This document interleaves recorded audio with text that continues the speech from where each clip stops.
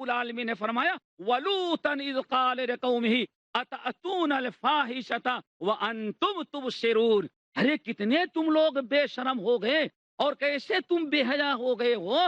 ایسی غیرت تمہاری ختم ہو گئی ہے، تم فحش کام کرتے ہو، وَأَنْتُمْ تُبْصِرُونَ، اور اپنی آنکھوں سے تم دیکھتے بھی رہتے ہو، آنکھوں سے دیکھتے ہوئے، نظارہ کرتے ہوئے، بیٹھے ہوئے مشاہدہ کر رہے ہو، اور اس کے باوجود وہ فحش کاریاں تم کرتے ہو۔ فحش کاریوں سے روکنا چاہیے، تم روکنے کے بجائے بیٹھ کر کے فحش چیزیں تم دیکھ رہے ہو۔ آج اگر اس آیت پر غور کیا جائے تو لوط علیہ السلام کی قوم پر عذاب نازل کرنے کا سب سے پہلے تو اللہ رب العالمین نے آسمان سے پتھر کی بارش برسائی، اور پھر اس کے بعد فرشتے کو بھیجا اور پورے زمین کو اٹھایا، اور امام بہقی رحمت اللہ علیہ کی روایت کے مطابق نے اوپر تک پورے گاؤں کو اٹھاتا ہوا فرشتہ لے کر کے گیا کہ بچوں کے چیخنے اور جانوروں کے بولنے کی آواز آسمان کے فرشتوں تک سنائی دی گئی۔ پھر اللہ تعالیٰ کے حکم سے وہیں اس کو اٹھا کر کے پٹک دیا۔ کبھی غور کیا کہ کیا جرم تھا؟ ایک لفظ میں اس کا جرم بیان کیا جا رہا ہے،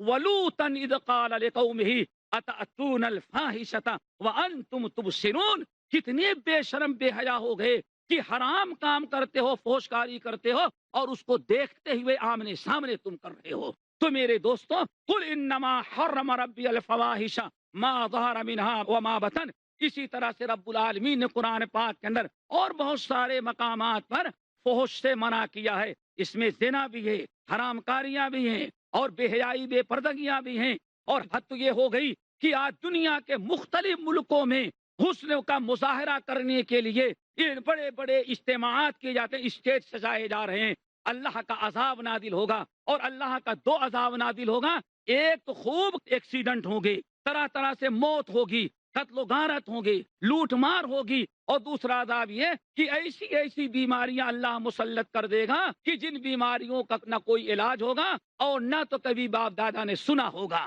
نبی علیہ السلام نے فرمایا ایک تو یہ پہلا گناہ ہے، دوسرا گناہ، دوسری برائی، آپ نے فرمایا وَلَمْ يَنْقُصُ الْمِكْيَالَ وَالْمِيزَانَ إِلَّا أُخِذُوا بِالسِّنِينَ وَشِدَّةِ الْمُؤْنَةِ وَجَوْرِ السُّلْطَانِ عَلَيْهِمْ۔ آپ ارشاد فرما رہے ہیں کہ دوسرا گناہ، دوسری برائی ہے کہ جب بھی کوئی قوم ناپ اور تول میں، لین اور دین میں، اپنا حق لینے اور غیروں کا حق ادا کرنے میں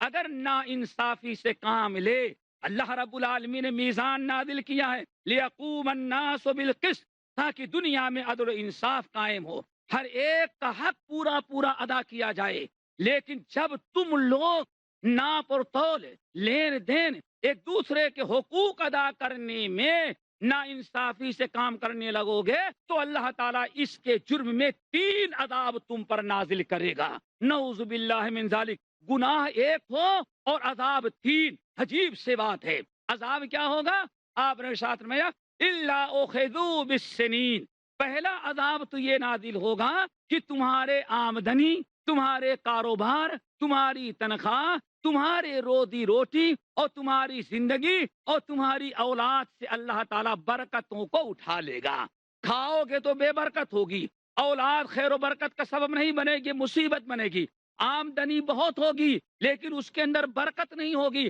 ہر ایک میدان سے اللہ تعالیٰ برکتوں کو اٹھا لے گا۔ یہ نہیں کہ کاروبار نہیں چلے گا، اولاد پیدا ہوگی، کاروبار چلے گا، آمدنی ہوگی، لمبی لمبی تنخواہیں ہوگی، لیکن ہر چیز اللہ تعالیٰ برکت سے محروم کر دے گا، اس میں آپ کو برکت نہیں نظر آئے گی۔ یہ بے برکتی پہلا عذاب ہے اس قوم پر جو لین دین اور ناپ تول میں کمی بیشی کرتی ہے۔ دوسرا عذاب وشدت المؤونہ، مونا کہتے ہیں زندگی گزارنے کے حالات، زندگی کے حالات تمہارے بے انتہا اللہ تعالیٰ تنگ کر دیں گے، بہت آسان سے آسان چیز بھی تمہارے لیے مشکل بن جائے گی۔ وشدت المؤونہ، یہاں تک کہ تمہیں صبر کرنا ہے تب مشکل، تمہیں کوئی اپنا کام حکومت سے کرانا ہے تب مشکل، تمہیں اپنا حق حاصل کرنا ہو تب دقتیں، چاروں طرف سے پریشانیوں ہی پریشانیوں میں تم مبتلا رہو گے، تمہارا کوئی کام آسانی سے نہیں ہوگا۔ یہی وہ چیز ہے جس کا تذکرہ قرآن پاک میں اللہ نے کیا ہے وَمَنْ أَعْرَضَ عَنْ ذِكْرِي فَإِنَّ لَهُ مَعِيشَةً ضَنْكًا وَنَحْشُرُهُ يَوْمَ الْقِيَامَةِ أَعْمَىٰ، جو انسان اللہ تعالیٰ کے ذکر یعنی شریعت اسلامیہ، قرآن اور حدیث، کتاب و سنت سے اور محمد صلی اللہ علیہ وسلم کے طریقے سے جو روگردانی کرے گا اور کنارہ کشی پہلو تہی اختیار کر لے گا، اللہ تعالیٰ فرماتے ہیں اس کے زندگی کو ہم بہت ہی زیادہ دشوار بنا دیں گے، تنگ کر دیں گے۔ آج کسی کے پاس 2-4 بیٹیاں ہوں، ذرا دیکھو بیٹیوں کی شادیاں کتنی تنگ ہو چکی ہیں اور باپ کتنا پریشان ہے۔ آج ایک باپ بڑی محنت اور مشقت سے اپنی اولاد کو، اپنے گھر کو ویران کر کے، اپنی جائیداد کو رہن رکھ کر کے اور قرضہ لے کر کے تعلیم دیتا ہے، لیکن نوکری کا معاملہ آتا ہے تو ذرا دیکھو کس قدر اولاد پریشان رہ جایا کرتی ہے۔ یہ ہے اللہ تعالیٰ کے ذکر سے اور ایک دوسرے کے حقوق کو ادا کرنے سے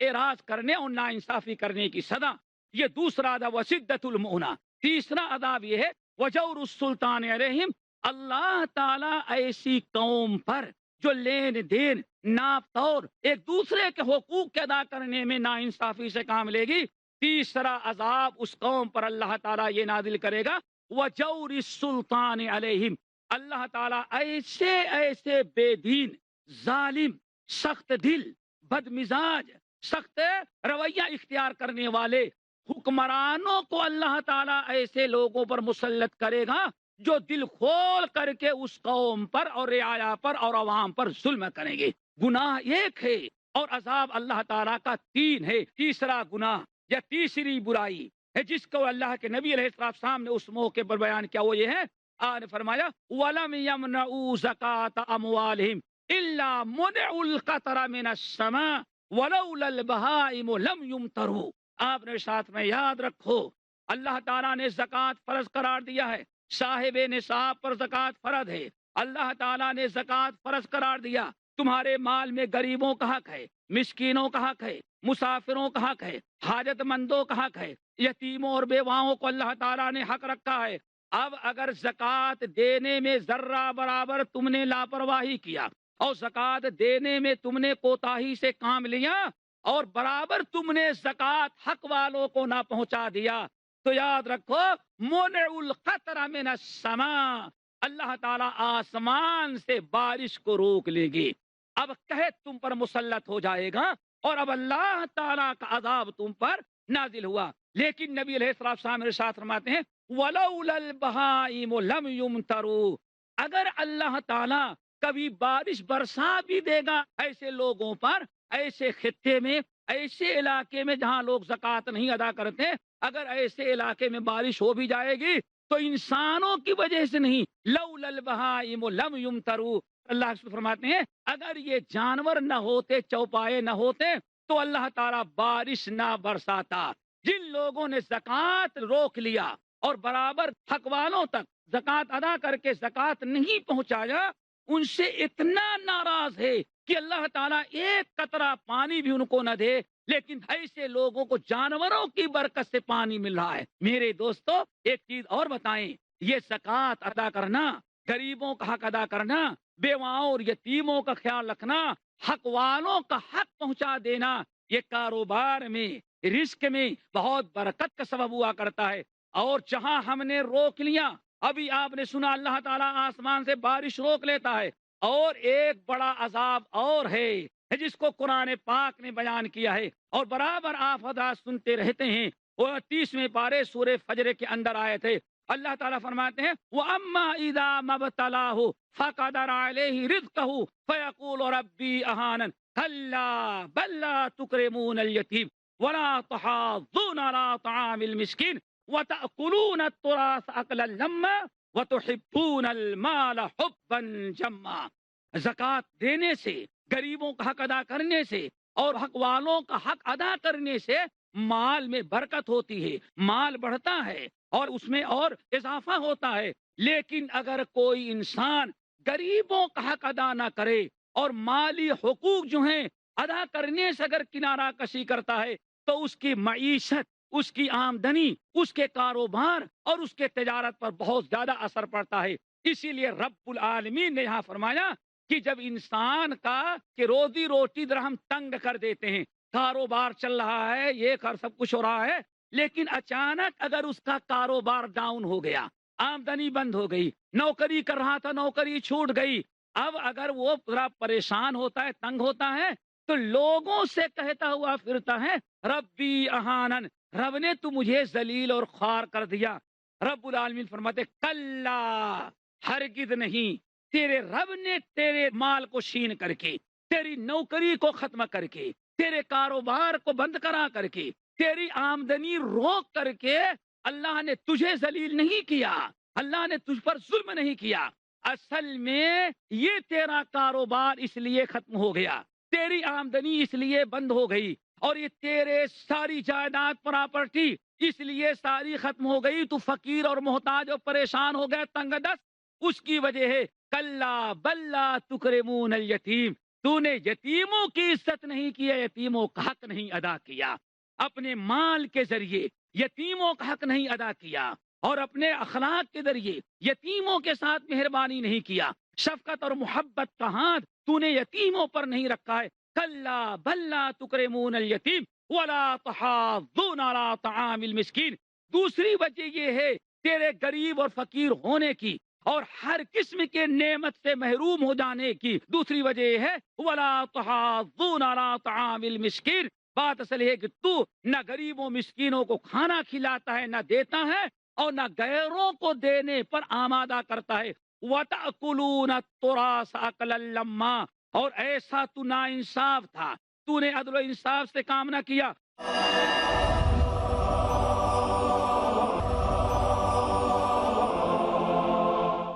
اللہ نے فرمایا غریب مسکین یتیم، اللہ تعالیٰ نے جو ان غریبوں کا حق رکھا ہے مال میں، اور ان کا حق ادا تو نے نہیں کیا اپنا مال نکال کر کے، اس بنا پر یہ عذاب تیرے اوپر نازل ہوا ہے۔ بارش بھی آسمان سے رک جاتی ہے، اگر چند قطرے پانی ملتے ہیں تو ایسے انسانوں کو جانوروں کی برکت سے ملتے ہیں۔ اور دوسرا عذاب یہ ہے انسان کے کاروبار ختم ہو جاتے ہیں، انسان کی معیشت تباہ اور برباد ہو جاتی ہے، انسان فقر و فاقہ کا شکار ہو جایا کرتا ہے۔ یہ تین گناہ ہیں اور ان کا عذاب ہم نے نقل کیا۔ اور چوتھی برائی جس کے کرنے والوں پر اللہ تعالیٰ کے بڑے خطرناک عذاب نازل ہوتے ہیں، وہ چوتھا گناہ یہ ہے، آپ نے ارشاد فرمایا وَلَمْ يَنْقُضُوا عَهْدَ اللَّهِ وَعَهْدَ رَسُولِهِ إِلَّا سَلَّطَ اللَّهُ عَلَيْهِمْ عَدُوًّا مِّنْ غَيْرِهِمْ، جب اللہ اور اس کے رسول سے جو عہد قوم نے کیا ہے،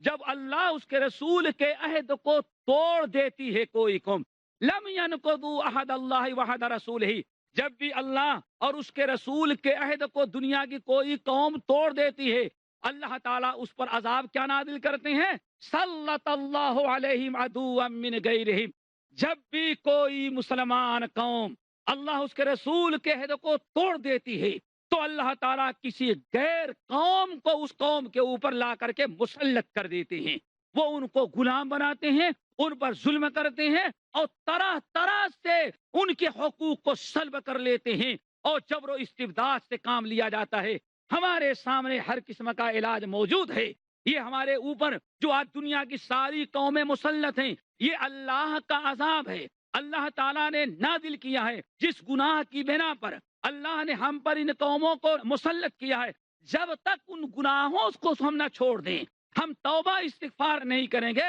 تب تک اللہ تعالیٰ اس عذاب کو نہیں اٹھائے گا۔ اللہ تعالیٰ کا وصول ہے ان اللہ لا یغیر ما بقوم حتی یغیروا ما بانفسہم، قوم پر جو حالت اللہ نے مسلط کیا ہے وہ حالت اس وقت تک نہیں بدلے گی جب تک قوم اپنی حالت کو بدل نہ لے۔ ہم اللہ تعالیٰ کے عہد کو توڑے، لیکن یہاں میرے بھائیو اس بات کو واضح کر دینا ضروری ہے کہ اللہ کا عہد کیا ہے، رسول صلی اللہ علیہ وسلم کا کیا عہد کیا ہے۔ ما لم ينقضوا عہد اللہ وعہد رسولہ، جب بھی لوگ اللہ کے عہد اور رسول کے عہد کو توڑتے ہیں، اللہ کا کیا عہد ہے، رسول اللہ صلی اللہ علیہ وسلم سے ہم نے کیا عہد کیا ہے، وہ سمجھنے کی ضرورت ہے۔ اس سلسلے میں سب سے بہتر میں سمجھتا ہوں قرآن پاک کی طرف ہم چلیں، قرآن پاک کی روشنی میں دیکھیں کہ آخر اللہ تعالیٰ سے ہم نے کیا عہد کیا ہے، رسول صلی اللہ علیہ وسلم سے ہم نے کیا عہد کیا ہے، اور عہد توڑنے کا مطلب کیا ہے۔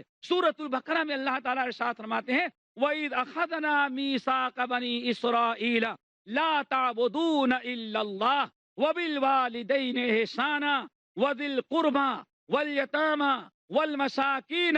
وقولوا للناس حسنا واقیموا الصلاۃ وآتوا الزکاۃ۔ رب العالمین فرماتے ہیں ہم نے بنی اسرائیل سے 8 چیزوں کا عہد لیا تھا۔ یہ 8 چیزیں جو ہیں یہ اللہ نے ہم سے عہد لیا ہے۔ نمبر 1 اللہ نے فرمایا وَإِذْ أَخَذْنَا مِيثَاقَ بَنِي إِسْرَائِيلَ لَا تَعْبُدُونَ إِلَّا اللَّهَ۔ سب سے پہلا عہد اللہ تعالیٰ نے آسمان پر لیا اور دنیا میں کتاب اللہ اور رسول اللہ کے ذریعے اس عہد کو تازہ کرایا۔ الست بربکم، کہ لوگوں میرے علاوہ کوئی تمہارا معبود نہیں ہے، میرے علاوہ کوئی تمہارا رب نہیں ہے، میرے علاوہ اس لیے کسی اور کی عبادت نہیں کرنا۔ یہ سب سے پہلا عہد الہی ہے کہ اللہ تعالیٰ سے ہم نے عہد کیا ہے کہ اللہ کے علاوہ کسی اور کی عبادت نہیں ہم کریں گے۔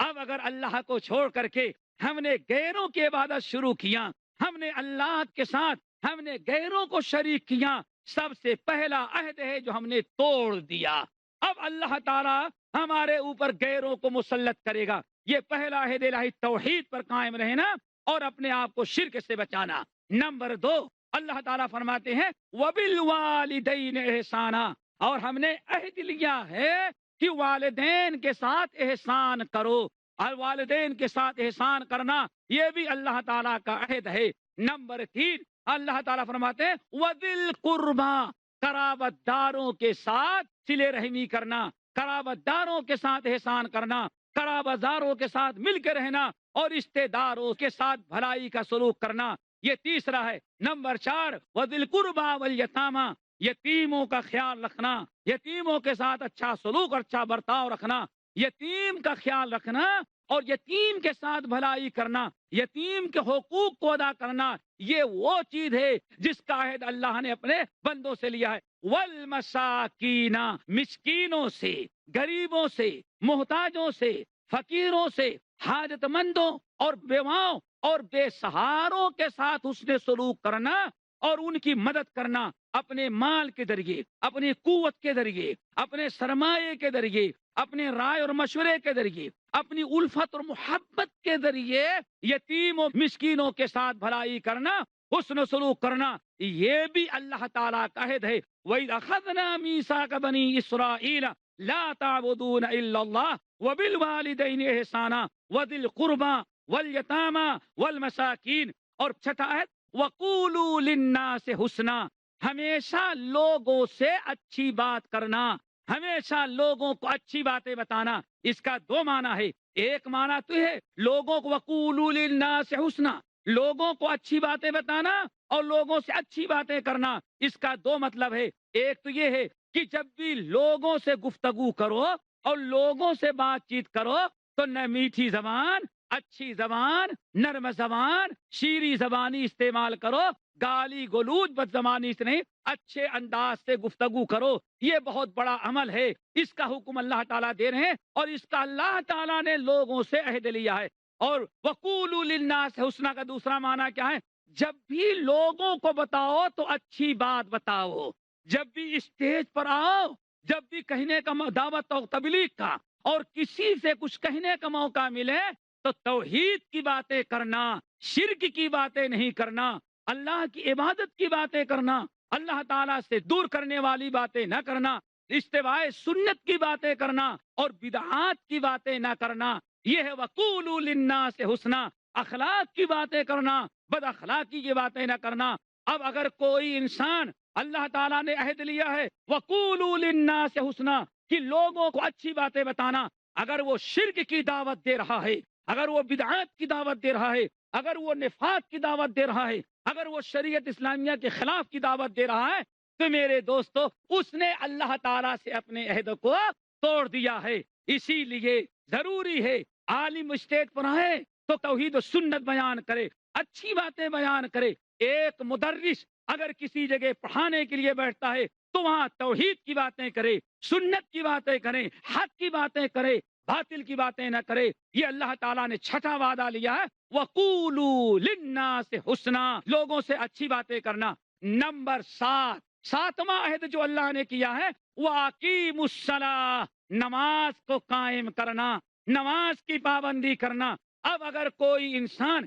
5 وقت کی نماز، سال کے 12 مہینے اور روزانہ 5 وقت کی نماز کی پابندی کر رہا ہے، سمجھو اس نے اللہ تعالیٰ کے عہد کو باقی رکھا۔ وَأَوْفُوا بِعَهْدِ اللَّهِ إِذَا عَاهَدتُّمْ، اے ایمان والو اللہ تعالیٰ سے جو وعدہ کرتے ہو اس وعدے کو پورا کرو۔ اگر کوئی انسان سال بھر نماز نہیں پڑھتا، رمضان کے مہینے میں نماز پڑھتا ہے، ہفتے بھر نماز نہیں پڑھتا، صرف جمعے کے دن مسجد میں آ جاتا ہے اور عیدگاہ میں چلا جاتا ہے، یہ اس نے اللہ تعالیٰ کے وعدے کو توڑ دیا۔ اب اگر غیر قومیں ہم پر مسلط ہوں ایسی امت پر اور ایسی قوم پر، تو یہ نہیں کہنا چاہیے فلاں ملک ظالم ہے، بلکہ سب سے پہلے یہ تصور کرنا چاہیے کہ نبی علیہ السلام نے ارشاد فرمایا ہے لم ينقضوا عہد اللہ وعہد رسولہ، جب بھی کوئی مسلمان قوم اللہ اس کے رسول کے عہد کو توڑ دے گی تو اللہ تعالیٰ باہر کی کسی ظالم قوم کو، غیر قوم کو اس پر لا کر کے مسلط کر دیں گے۔